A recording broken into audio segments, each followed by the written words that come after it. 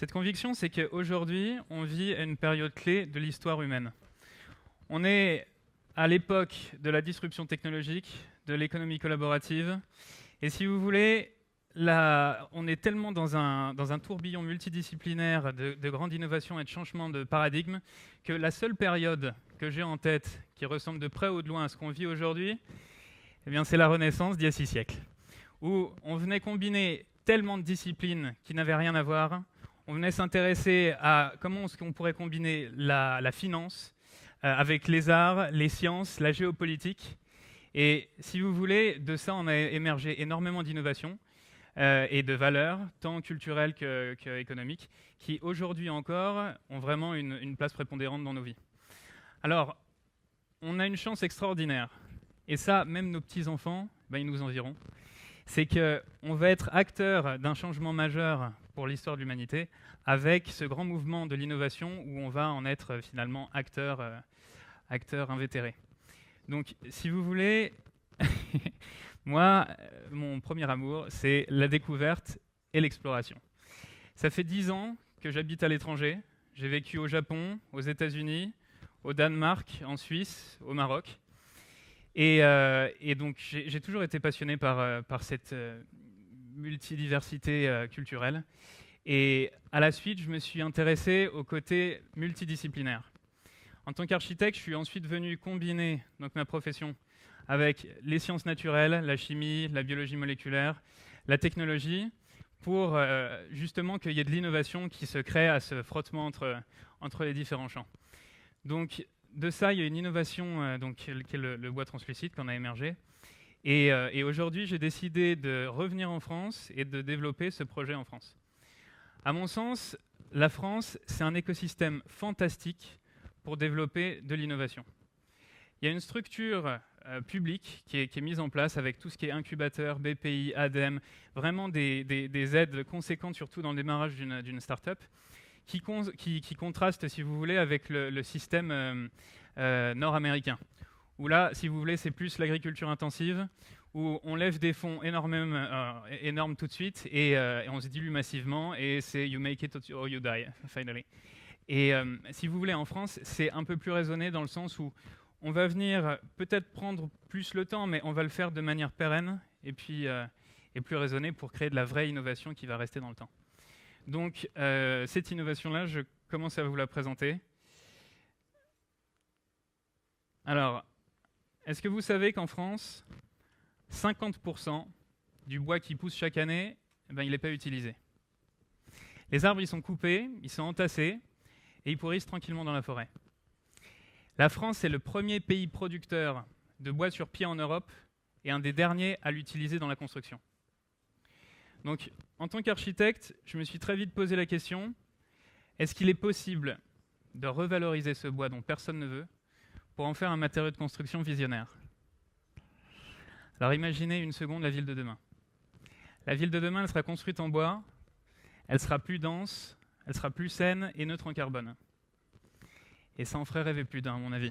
Parce qu'aujourd'hui, le secteur de la construction, c'est l'équivalent de 30 millions de tonnes d'émissions de carbone dans l'atmosphère en France seulement, soit l'équivalent de la moitié du parc automobile français. En parallèle, la population des villes augmente de 180 000 habitants par jour, selon les Nations Unies. Donc on va devoir construire l'équivalent de 7 fois Paris ou de 6 fois Madrid dans le monde tous les ans. Alors oui, le bois, c'est plutôt un matériau de prédilection pour construire l'avenir. Et c'est le seul matériau de construction qui soit 100% renouvelable et neutre en carbone. Mais le problème, c'est qu'il présente 4 limites, ce matériau. Il brûle, il pourrit, il a une résistance limitée dans la construction, et bon an mal an, il est cher. Donc le bois translucide que j'ai développé, il dépasse toutes ces contraintes pour essayer d'en faire un des matériaux de prédilection de la société de demain, toutes industries confondues. Pour le découvrir, j'ai un jour décidé de troquer mon bureau d'architecte contre un microscope, et je suis parti à Harvard étudier et travailler au laboratoire de biologie moléculaire. Je me suis intéressé de près au bois, sous microscope, et quand je l'ai observé, j'ai découvert 2 choses fondamentales. La première, c'est que le bois est constitué essentiellement d'air, entre 60 et 90%. Avec des cavités parfaitement ordonnées, mais vide et ne demandant qu'à être utilisé.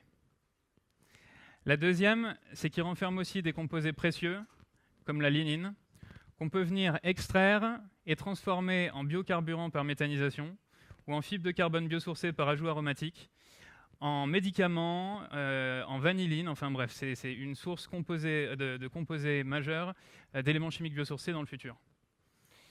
Ensuite, on vient remplir le bois poreux par une résine végétale qui vient créer des liaisons anatomiques spécifiques entre les fibres. Et il en acquiert des nouvelles caractéristiques qui sont tout à fait inédites. Donc, ce bois, il en devient donc translucide. Attendez, j'ai besoin d'un petit peu de matériel. Il est translucide, imputrescible, 3 fois plus rigide que le bois d'origine et plus résistant au feu. Donc, cette technologie, elle se fonde aussi sur un processus économe et qui est fondé sur l'éco-conception. Donc, on vient prendre des essences de bois de faible constitution qu'on vient revaloriser en bois à haute valeur ajoutée. En parallèle, la lignine extraite, on l'isole, on vient la transformer en énergie verte, ce qui vient réduire d'une part l'empreinte carbone du matériau et aussi le coût de production. Et enfin, toutes les essences de bois, par les essences exotiques d'Afrique, peuvent être transformées en bois translucide. Donc, si vous voulez, on aboutit à une sylviculture qui est diversifiée et puis durable, et qui tente de revaloriser la filière bois, qui est aujourd'hui en France notamment en perte de vitesse, pour essayer de la redynamiser. Alors, on va très prochainement, d'ici la fin de l'année, s'orienter sur 3 marchés majeurs. Le premier, c'est le marché du design et du mobilier. Donc, on va venir créer un partenariat avec un designer de renom. Notre matériau présentant un avantage comparatif majeur, puisqu'il a un aspect inédit. Donc, on va créer un premier objet phare en bois translucide sur des réseaux de crowdfunding. Dans un horizon de 2 ans, ça sera pour le second œuvre dans la construction. Donc, tout ce qui concerne les toitures, les façades et les éléments de plancher en bois imputrescible. Mais pour moi, le potentiel ultime de ce bois réinventé, ça sera dans un horizon de 5 ans pour la production d'éléments porteurs en bois armé, ce qui va créer une vraie rupture sur le marché de la construction. Donc, imaginez rien qu'une seconde, en combinant la nature et la technologie, eh bien, peut-être que les prochaines tours de la Défense, elles seront construites en bois. Le bois, à mon sens, c'est le matériau de construction le plus performant que la nature ait élaboré sur des centaines de millions d'années. Alors, si le 19e siècle a été l'âge du fer, le 20e siècle, l'âge du béton, moi j'en suis persuadé, le 21e, ça sera l'ère du bois dans la construction. Merci beaucoup.